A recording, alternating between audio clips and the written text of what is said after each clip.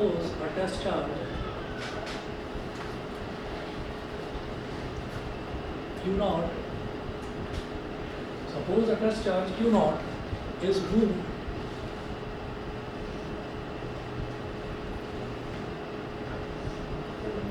over an equipotential surface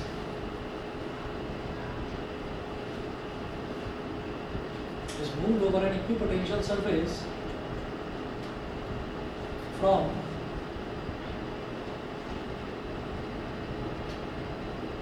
point A to point B, from point A to point B. तो work done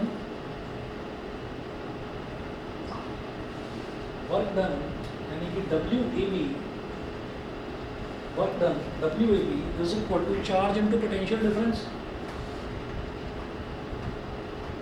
charge into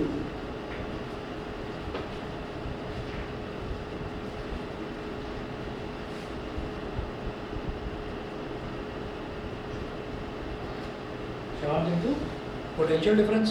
तो क्या है, हमने ये देखा था पोटेंशियल डिफरेंस जो है, पोटेंशियल डिफरेंस का फॉर्मूला क्या था, work done upon work done per unit charge. इसको पोटेंशियल डिफरेंस बोल देते थे। तो वर्क डन क्या हो गया, charge into potential difference.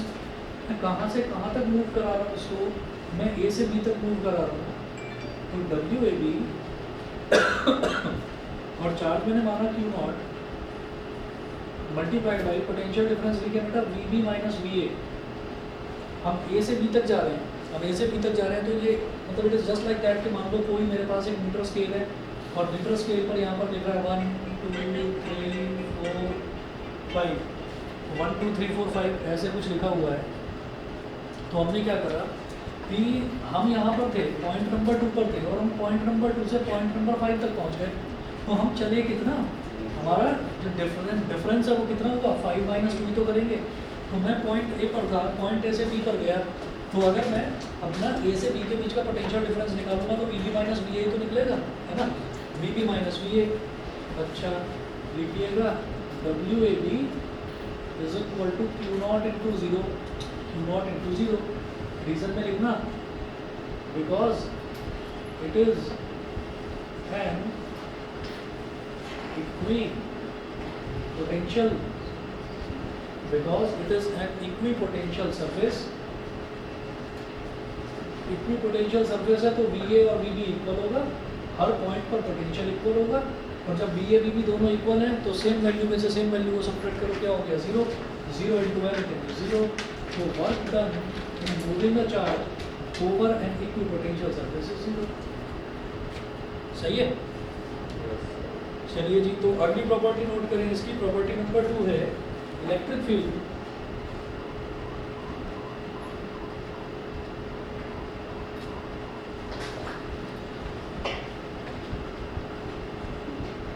Electric field online वाले बच्चे बता दें, दोनों क्लियर है, समझ में आ गया?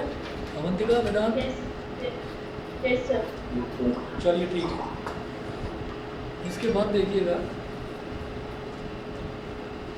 Property number 2, electric field is always normal to the equipotential surface. Electric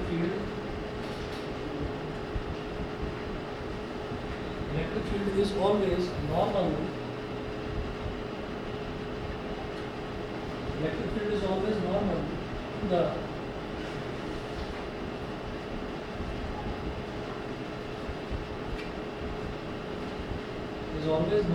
equipotential surface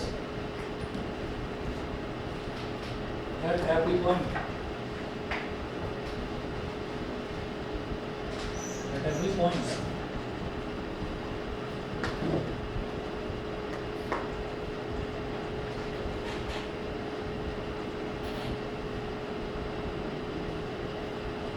at every point।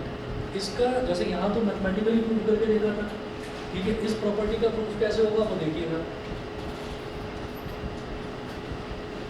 यहाँ मैथमेटिकल प्रूफ नहीं है, समझने वाला है, तो थोड़ी सी थ्योरी लिखवाऊंगा, 4-5 पॉइंट्स,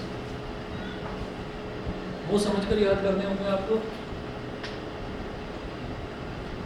तो नोट करिएगा पहला पॉइंट इसमें, if the field is not normal,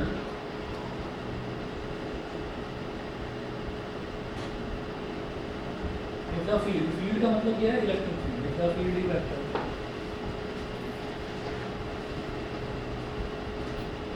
is not normal to the surface, is not normal to the surface,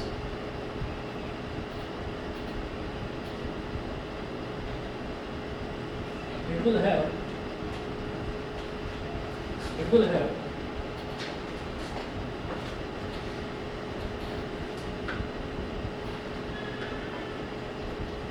have a non-zero component,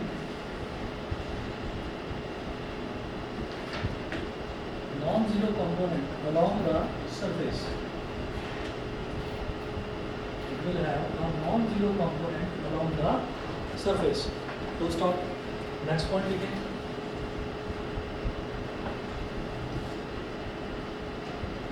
So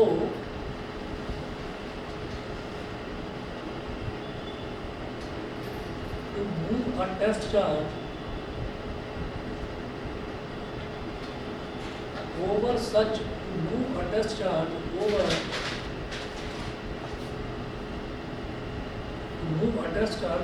a surface,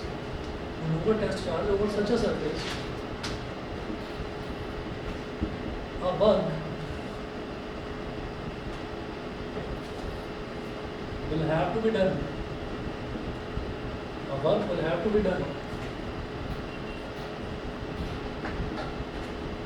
Against the electric field.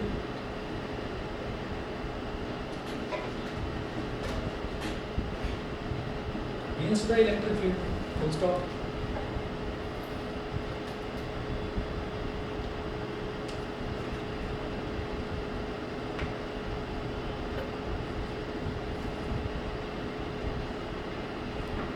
But we know that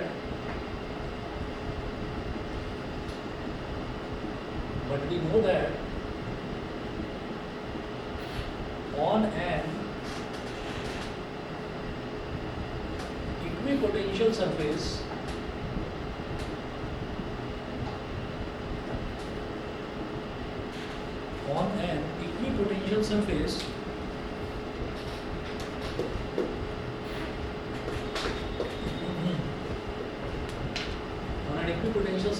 no work is required to be done.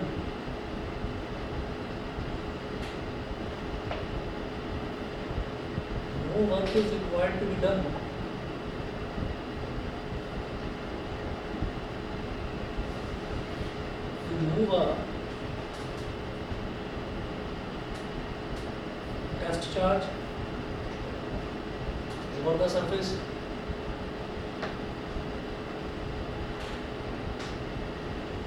So electric field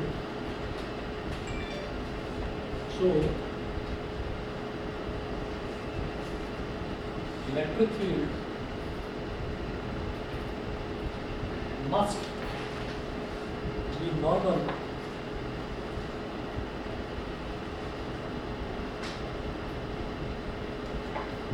be normal to the surface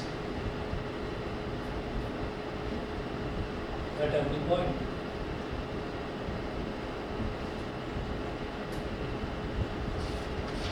मैं क्या कर रहा हूँ, मैं बिल्कुल इसी के जैसा, जैसे मैंने ये एक बनाया था सरफेस, ऐसा ही एक सरफेस और बना रहा हूँ.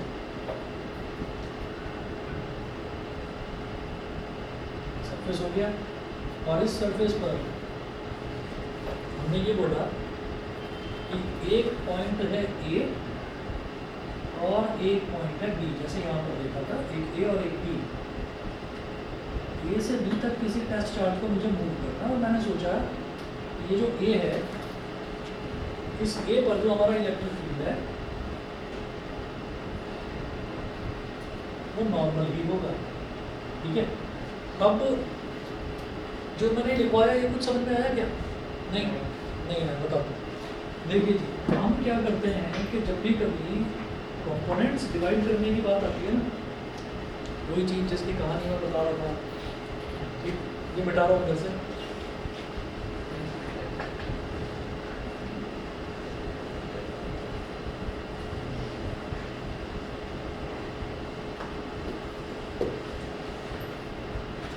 ये एक चीज़ हमेशा ये याद रखनी चाहिए कि जैसे मान लीजिए हम कभी भी किसी भी वेक्टर क्वांटिटी की बात करते हैं, for example electric field is a vector quantity, इसका डायरेक्शन होता है पॉजिटिव से नेगेटिव की तरफ जाता है इलेक्ट्रिक फील्ड।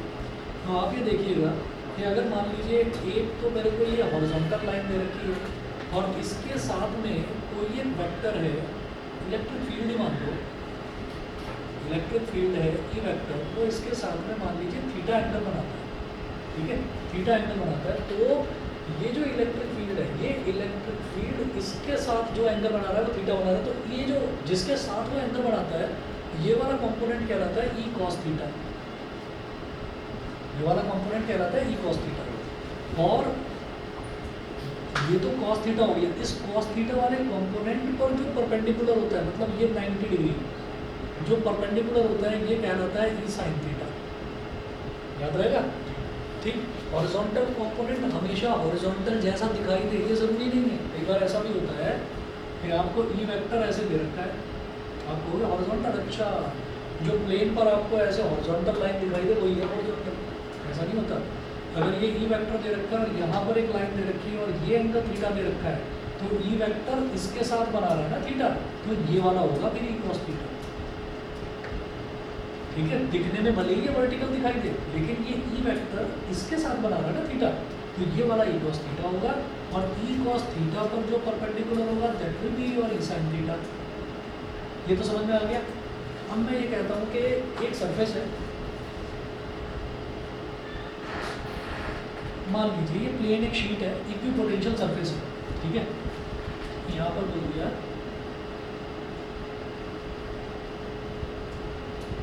इक्विपोटेंशियल सरफेस, तो यहाँ तो ये 90 डिग्री है, यहाँ तो ये 90 डिग्री है, ये 90 डिग्री ही क्यों है, ये 90 डिग्री ही क्यों होगा ये समझना है। सोचो ये 90 डिग्री ना हो, ये किसी एंगल पर हो, मान लो ये ई वेक्टर है, ठीक है, ई वेक्टर की वैल्यू इलेक्ट्रिक फील्ड की वैल्यू मान लीजिए 5 है, ठीक है, 5, और क्या होता है न्यूटन पर कूलम, ये तो उसका यूनिट होती है। अच्छा, तो ई वेक्टर की ये यूनिट दे रखी है और हमने ये कहा कि नहीं भाई अब इस प्लेन पर एक हॉरिजॉन्टल लाइन बना लो, यानी कि जो प्लेन के अलाउंग लाइन है वो बना लो, उसी को हॉरिजॉन्टल बोलेंगे। फॉर एग्जांपल मान लीजिए मेरे पास ये मोबाइल फ़ोन है, ये मोबाइल फ़ोन है, तो मैं मोबाइल फ़ोन के अलाउंग जो लाइन जा रही होगी उसको हॉरिजॉन्टल बोलूँगा, जो मोबाइल फ़ोन के परपेंडिकुलर जा रही होगी उसको परपेंडिकुलर बोलूँगा। तो हमने ये कहा कि ये प्लेन है, ये प्लेन है, तो प्लेन के हॉरिजॉन्टल जो लाइन है वो ये हो गई, यहाँ एंगल बन रहा है थीटा, तो बेटा ये वाला तो फिर एक इलेक्ट्रिक फील्ड का एक कंपोनेंट आ गया ना इसके अलावा, वो कंपोनेंट क्या हो जाएगा 5 cos थीटा, इलेक्ट्रिक फील्ड की वैल्यू है ना 5 मैग्नीट्यूड, तो 5 cos थीटा, और ये जो परपेंडिकुलर है ये क्या हो जाएगा 5 sin थीटा। तो हम ये कहेंगे कि इलेक्ट्रिक फील्ड का एक कंपोनेंट हो गया अलॉन्ग द सरफेस, इसका मतलब इलेक्ट्रिक फील्ड थोड़ा सा इलेक्ट्रिक फील्ड अब सरफेस पर एग्जिस्ट करेगा, और जब इलेक्ट्रिक फील्ड होता है तो पोटेंशियल निकालने के लिए क्या करा जाता है, वर्क डन करा जाता है अगेंस्ट द इलेक्ट्रिक फील्ड, जिस डायरेक्शन में इलेक्ट्रिक फील्ड है उसके अगेंस्ट डायरेक्शन में जाकर हमको वर्क डन करना पड़ता है। तो भाई वर्क डन करना पड़ जाएगा, सरफेस पर एक वर्क डन एग्जिस्ट करने लगेगा और इक्विपोटेंशियल सरफेस पर वर्क डन एग्जिस्ट नहीं करता, जीरो होता है, ठीक है। तो यहाँ पर ये लिखा ना no work is required to be done to move a test charge over the surface, तो यहाँ ब्रैकेट में लिख लेना W इज इक्वल टू 0, ठीक है, ये W इज इक्वल टू 0, तो जब W इज इक्वल टू 0 होगा तो इसका मतलब ये तो हो नहीं सकता, ये तो हो नहीं सकता, तो फिर क्या परपेंडिकुलर करने पर हो जाएगा, हम ये कहेंगे यस परपेंडिकुलर करने पर हो जाएगा। कैसे, अब मैंने दूसरा केस देखा, मैंने कहा ये है इक्विपोटेंशियल सरफेस और मैंने यहाँ पर अब इलेक्ट्रिक फील्ड बना लिया परपेंडिकुलर, इलेक्ट्रिक फील्ड परपेंडिकुलर बना लिया, तो हॉरिजॉन्टल के साथ ये क्या एंगल बना रहा है 90 डिग्री, तो जरा बताना क्या कंपोनेंट हो जाएगा। और अगर ये फिर से वही है 5 न्यूटन पर कूलम, तो क्या हो जाएगा 5 cos 90 डिग्री, थीटा क्या है 90 डिग्री और cos 90 क्या होता है शून्य, ठीक है। तो ये क्या हो गया, ये 0 हो गया। 0 होने का मतलब क्या है, ये इलेक्ट्रिक फील्ड एग्जिस्ट ही नहीं कर रहा सरफेस पर, जब सरफेस पर इलेक्ट्रिक फील्ड एग्जिस्ट ही नहीं कर रहा तो चार्ज को मूव करने में वर्क डन ही नहीं करना पड़ेगा, वर्क डन नहीं करना पड़ेगा तो वर्क डन 0, यस पहली प्रॉपर्टी भी सेटिस्फाई। समझ गए मेरी बात, क्योंकि अगर इलेक्ट्रिक फील्ड 90 डिग्री के अलावा किसी भी एंगल पर होगा तो उसका एक हॉरिजॉन्टल कंपोनेंट थोड़ा बहुत इलेक्ट्रिक फील्ड सरफेस पर प्रोड्यूस कर देगा, और वो जो सरफेस पर प्रोड्यूस करेगा उस इलेक्ट्रिक फील्ड के अगेंस्ट मुझे चार्ज को मूव करना पड़ेगा, और जब मैं चार्ज को मूव करूँगा तो work done would be required, ठीक है, वर्क डन करना पड़ेगा, और वर्क डन तो होना ही नहीं चाहिए एक पोटेंशियल सरफेस पर। क्लियर है बात, ठीक है। वही एक एक पॉइंट में लिखा हुआ है, if the field vector is not normal to the surface it will have a non zero component along the surface. Non zero component मतलब क्या होना चाहिए, अलोंग द सरफेस कंपोनेंट होना चाहिए zero, electric field along the surface होना चाहिए zero, लेकिन यहाँ से क्या आ रहा है 5 cos थीटा यानी कि नॉन जीरो। तो नॉन जीरो कंपोनेंट आएगा, so to move a test charge over such a surface a work will have to be done against the electrostatic field, against the electric field. एक work करना पड़ेगा, work तो करना ही नहीं है, पोटेंशियल सरफेस वर्क डन तो zero होना चाहिए। तो इसलिए पहली वाली प्रॉपर्टी जो है वो गलत साबित होती है अगर मैं उसको 90 डिग्री के अलावा कुछ और ले रहा हूँ। तो इलेक्ट्रिक फील्ड का 90 डिग्री होना क्या है, मस्ट है, उसके अलावा कुछ नहीं हो सकता। समझ गए, क्लियर है भाई, ठीक। ऑनलाइन वाले दोनों बच्चे बताएं क्लियर है? Yes sir. चलिए ठीक है, समझ गए। चलिए थर्ड प्रॉपर्टी नोट करें। थर्ड प्रॉपर्टी भी आपको आसानी से समझ में आएगी, चाहे तो नोट कर लेना इसको जैसा ठीक है, जैसा अगर आपको लगता है उसको ज़रूरत लगती है तो कर लो, ठीक है। मैं उस तरफ कर देता हूँ, साइड में रफ में नोट कर दो ताकि याद रहे।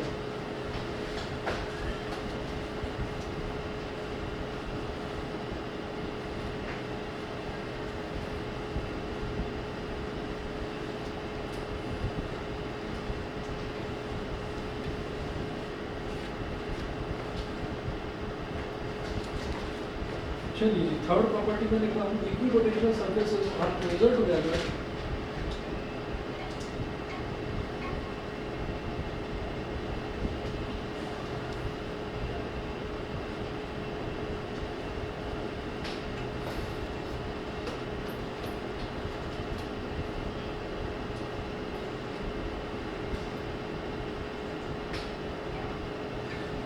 equipotential surfaces are closer together in the regions of strong field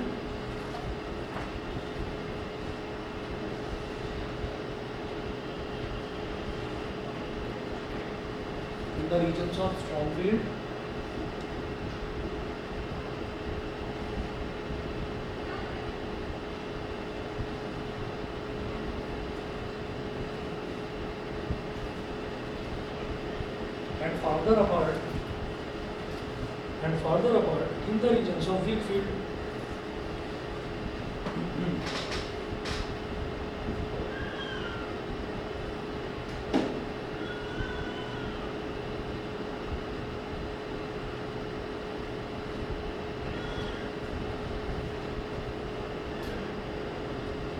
and इस प्रॉपर्टी को भी अंडरलाइन करिए।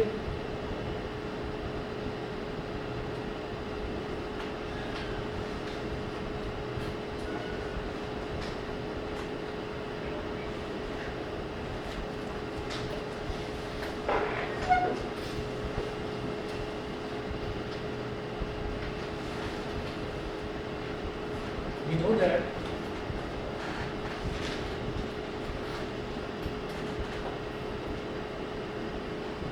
potential gradient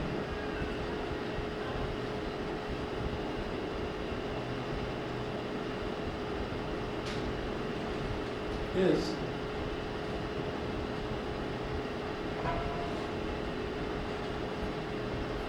E is equal to minus dV, E is equal to minus dV upon dr। Potential gradient का formula होता है E is equal to minus d V upon d r, ये होता है।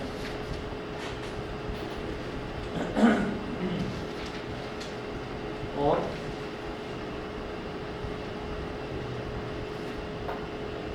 D r is equal to minus d V upon E, d r is equal to minus d V upon E.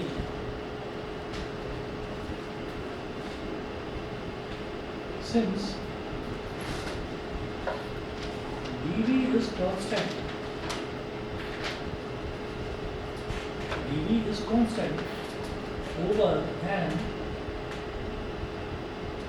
Equipotential surface.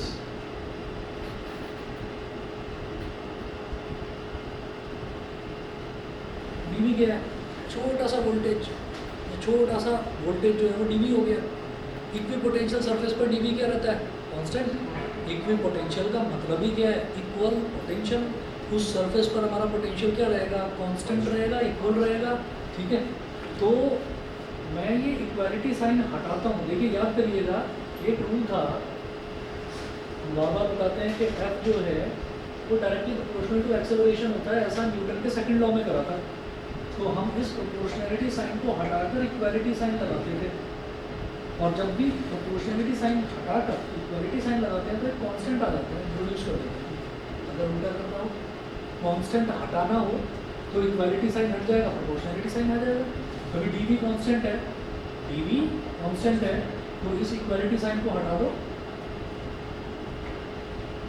और proportionality sign लगा दो, तो D R is inversely proportional to E. dr is directly proportional to 1 upon E. क्या समझ में आता है? Equipotential surfaces are closer together in the regions of strong field. ठीक है, इलेक्ट्रिक फील्ड अगर ज़्यादा होगा तो क्या हो जाएगा? जो डिस्टेंस है वो कम हो जाएगा। ठीक है, तो इक्विपोटेंशियल सरफेसेस के बीच में डिस्टेंस कम हो जाएगा। कब? अगर इलेक्ट्रिक फील्ड स्ट्रॉन्ग होगा। इलेक्ट्रिक फील्ड को कम कर दो तो dr बढ़ जाएगा। तो जितना ज़्यादा डिस्टेंस कम उतना ज़्यादा इलेक्ट्रिक फील्ड स्ट्रॉन्ग, जितना ज़्यादा डिस्टेंस ज़्यादा उतना ज़्यादा इलेक्ट्रिक फील्ड कमजोर। मैं ट्रांसफार्मर के बराबर में खड़ा हो जाऊंगा तो करंट लगने के चांसेस है, दूर खड़ा होऊंगा तो इलेक्ट्रिक फील्ड से दूर हो गया ना, तो खतरा कम है। ठीक है, तो हम क्या बोलेंगे इसमें कि thus the spacing between equipotential surfaces, ये कर लीजिए, thus the spacing का मतलब बेटा डिस्टेंस है, ये dr, spacing between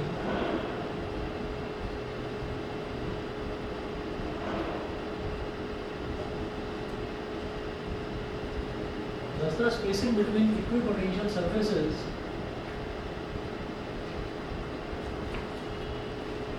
will be smaller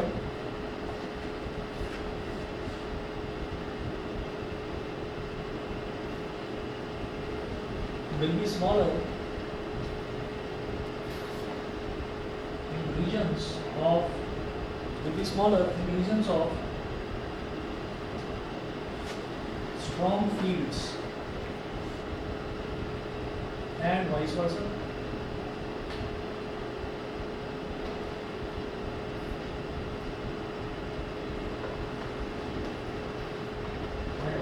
vice versa का मतलब जानते ही कि अगर अपोजिट हम कि भाई अगर डिस्टेंस जो है वो कम होगा तो इलेक्ट्रिक फील्ड ज़्यादा, डिस्टेंस अगर ज़्यादा होगा तो इलेक्ट्रिक फील्ड कम।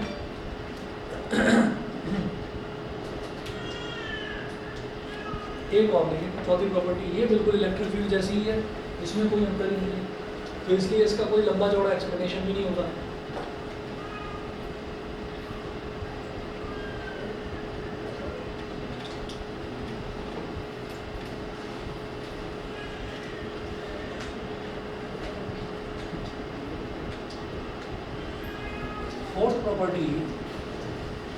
फोर्थ प्रॉपर्टी क्या है कि no two equipotential surfaces can intersect each other.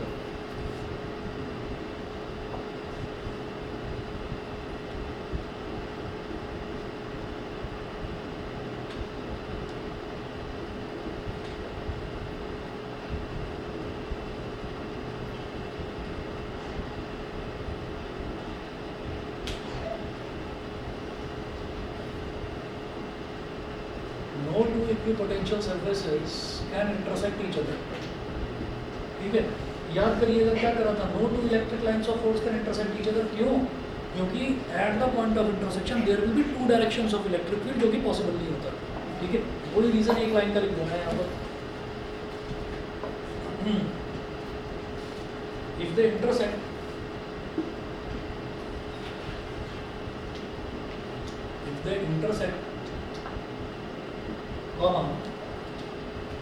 then there will be two values of electric potential, then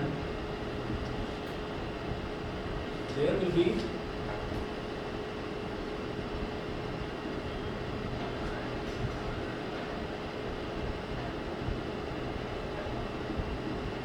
there will be two values of electric potential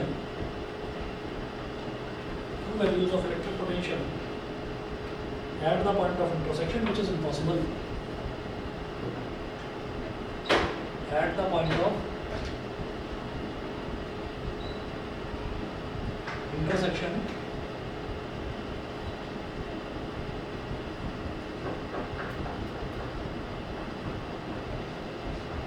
which is impossible. बस इतना कर लीजिए।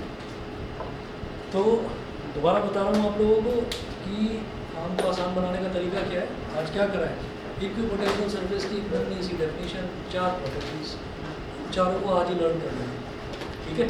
इन चारों को आज ही लर्न कर लेना, तो आपका काम, और हर दिन ऐसे ही करो। आप अगर देखेंगे भी ना, अगर आप पिछला रिकॉर्ड भी देखोगे ना, डेली मेरे 1 या 2 टॉपिक ही हो रहे हैं, हर क्लास में 1 या 2 टॉपिक ही हो रहे हैं। अगर वो 1-2 भी आप रिवाइज करते रहो, साथ लर्न करते रहो, तो फिजिक्स यूँ ही हो जाएगी, मजाक में हो जाएगी, ठीक है। चलिए ठीक है, ओके।